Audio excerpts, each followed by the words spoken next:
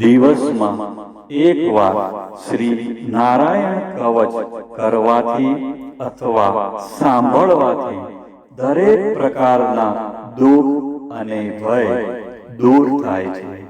તો હવે આપણે નારાયણ કવચનો પાઠ કરીશું. પાઠ સંપૂર્ણ સાંભળીશું. નારાયણ કવચ શ્રીમદ ભાગવતના 6ઠા સ્કંદના 8મા અધ્યાયમાં શ્રી નારાયણ કવચ ત્વષ્ટા ઋષિના પુત્ર વિશ્વરૂપ ઇન્દ્રને કહે છે. વિશ્વરૂપ કહે છે, જ્યારે ભયનો સમય પાસે આવ્યો હોય ત્યારે મનુષ્ય હાથ પગ ધોઈ આચમન કરી ઉત્તર દિશા તરફ મુખ રાખી નારાયણ કવચનો પાઠ કરવો. જ્યારે ભય આવે ત્યારે શ્રી નારાયણ રૂપ નામ બખ્તર ધારણ કરવું. નારાયણ કવચ ગરુડની પીઠ પર ચરણ કમળ ધારણ કરનારા 8 સિદ્ધિઓવાળા, 8 બાહુઓવાળા અને તે 8 બાહુઓ વિશે શંખ, ચક્ર, ઢાલ, ગદા, બાણ, ધનુષ તથા પાસને ધારણ કરનારા શ્રી હરિ મારી સર્વ પ્રકારે રક્ષા કરો.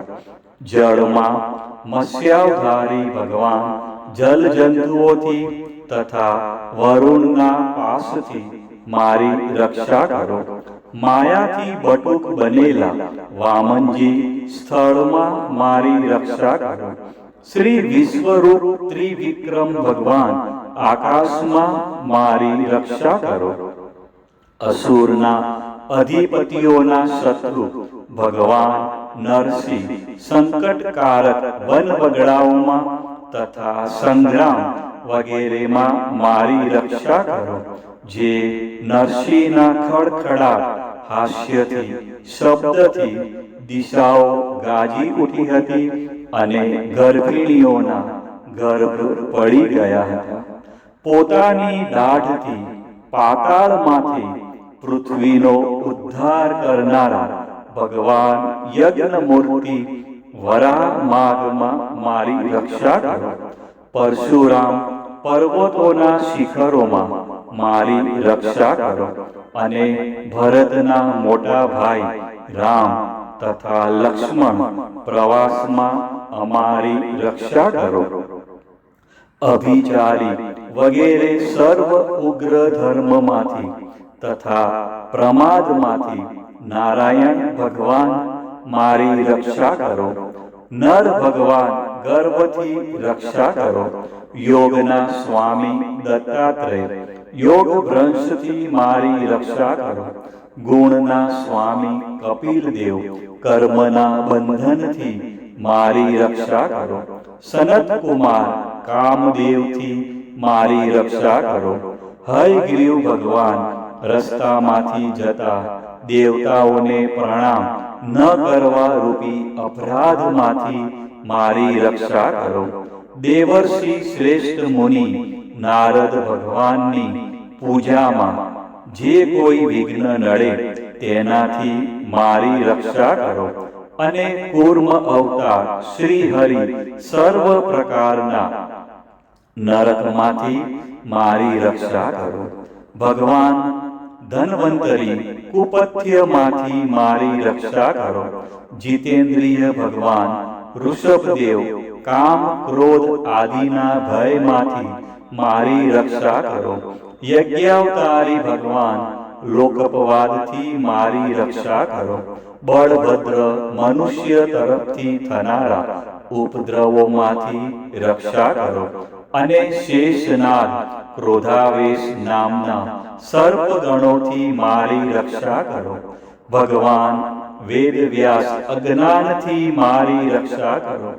ભગવાન બુદ્ધ પ્રમાદવાળા પાખંડીઓના ટોળામાંથી મારી રક્ષા કરો. ધર્મની રક્ષા કરવા માટે અવતાર લેનાર ભગવાન કલ્કી કાળના મૂળ કળિયુગથી મારી રક્ષા કરો. કેશવ ભગવાન પ્રભાતમાં ગદાથી મારી રક્ષા કરો. વેણુઘર ભગવાન ગોવિંદ આ સંકટ કાળમાં મારી રક્ષા કરો. ઉદાત શક્તિ નારાયણ ભગવાન પ્રાહન કાળમાં મારી રક્ષા કરો. અને ચક્રધારી ભગવાન વિષ્ણુ મધ્યાહન કાળમાં મારી રક્ષા કરો. મધુ દૈત્યને મારનાર ઉગ્ર ધનુર્ધારી ભગવાન વિષ્ણુ ત્રીજા પહોરમાં મારી રક્ષા કરો. બ્રહ્મા વિષ્ણુ અને રુદ્ર એ ત્રણ મૂર્તિવાળા ભગવાન માધવ સાયંકાળમાં મારી રક્ષા કરો. ઇન્દ્રિયોના સ્વામી ઋષિકેશ ભગવાન પ્રદોષ કાળમાં મારી રક્ષા કરો. પદ્મનાભ ભગવાન કેવળ એક અર્ધરાતથી પહેલા કાળમાં અને અર્ધરાતે મારી રક્ષા કરો. શ્રી વત્સનો જેને ચિહ્ન છે એવા ઈશ શ્રી વિષ્ણુ પાછલી રાતે મારી રક્ષા કરો. તલવારધારી ભગવાન જનાર્દન મળશકામાં મારી રક્ષા કરો. દામોદર ભગવાન સંપૂર્ણ સંધ્યાઓમાં મારી રક્ષા કરો. કાળમૂર્તિ ભગવાન વિશ્વેશ્વર સૂર્યોદય પહેલાના કાળમાં મારી રક્ષા કરો. હે પ્રલય સમયના અગ્નિ જેવી તીક્ષ્ણ ધારવાળા ચક્ર ભગવાનથી મૂકવામાં આવે તો ચારે તરફ ફરીને અગ્નિ જેમ ખંડની ગંજીને તુરત જ બાળી નાખે તેમ શત્રુના સૈન્યને તુરત બાળી નાખો. હે વજ્રના જેવા તીક્ષ્ણ સ્પર્શવાળા તણખાઓથી ભરેલી ગદા તમે ભગવાનને વહાલી છો. તમે કુષ્માંડ યક્ષ રાક્ષસ ભૂત તથા ગ્રહોને ભૂક્કો કરી નાખો તથા શત્રુઓના ચૂરે ચૂરા કરી નાખો. હે પાંચજન્ય સંઘરાજ શ્રી કૃષ્ણ ભગવાનને ફૂંકવાથી મહાભયંકર શબ્દ કરીને તેમના શત્રુઓના હૃદયને કંપાવતા રાક્ષસો, પ્રમથો, પ્રેતગણ, માતૃકાગણ, પિશાચ, બ્રહ્મ રાક્ષસ તથા બીજા ઘોર દ્રષ્ટિવાળાઓને નસાડી મૂકો. હે તીક્ષ્ણ ધારવાળી તલવાર તમે ભગવાનના હસ્ત દ્વારા પ્રેરાઈને મારા શત્રુઓના સૈન્યને કાપી નાખો. હે ચંદ્રમા જેવી 100 ફૂદડીવાળી ઢાલ તમે શત્રુઓની આંખને ઢાંકી દો તથા પાપી નજરવાળાઓની પાપી દ્રષ્ટિ હરી લો. અમને ગ્રહોથી, કેતુઓથી, મનુષ્યોથી, સર્પોથી, દાઢવાળા પ્રાણીઓથી તથા પાપોથી જે ભય થાય છે તે સૌ તથા જેઓ અમારા સુખમાં વિઘ્ન કરનારા છે તે સર્વે ભગવાનના નામરૂપી અસ્ત્રના કીર્તનથી તુરત જ ભય પામો. બૃહદ થંતર વગેરે સામના સ્ત્રોતોથી સ્તુતિ કરાતા વેદમય તથા સમર્થ ગરુડ ભગવાન સર્વ સંકટોમાં મારી રક્ષા કરો તથા વિશ્વક્સેન ભગવાન પણ પોતાના નામો લેવા વડે સર્વ સંકટોમાં મારી રક્ષા કરો. શ્રી હરિના નમ રૂપ વાહન અને આયુધો સર્વ આપત્તિઓમાંથી અમારી રક્ષા કરો. ભગવાનના મુખ્ય પાર્ષદો અમારા બુદ્ધિ, ઇન્દ્રિય, મન તથા પ્રાણની રક્ષા કરો. આ સાકાર નિરાકાર જે કંઈ જગત છે સર્વ ભગવાનનું જ સ્વરૂપ છે.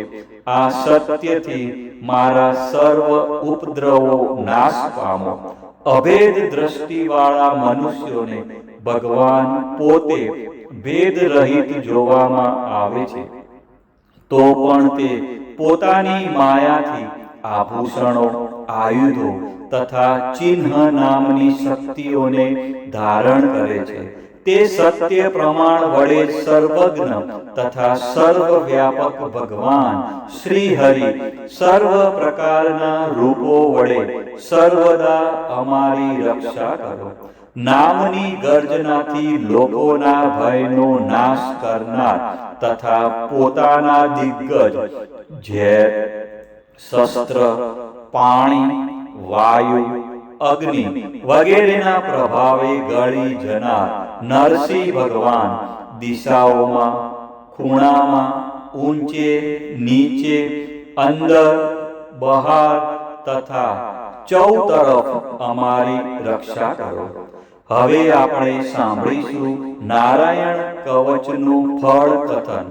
વિશ્વરૂપ કહે છે, હે ઇન્દ્ર, આ નારાયણ કવચ તમારી આગળ કહ્યું, જે ધારણ કરવાથી તમે શ્રમ વિના અસુરોના અધિપતિઓને જીતશો. આ નારાયણ કવચને ધારણ કરનારો મનુષ્ય નેત્રથી જેના તરફ જુએ અથવા તો પગ વડે જેને જેને અડકે તે તુરત જ ભયમાંથી છૂટે છે. આ નારાયણ કવચ ભણનાર પુરુષને કોઈ દિવસ રાજાઓ તરફથી, ચોર તરફથી, ગ્રહો થકી, વ્યાઘ્ર આદિ તરફથી તથા બીજા કોઈ તરફથી ભય રહેતો નથી. નારાયણ કવચ સમાપ્ત. દિવસમાં રોજ એક વખત જ્યારે પણ સમય મળે ત્યારે શ્રી નારાયણ કવચનો પાઠ સાંભળવો.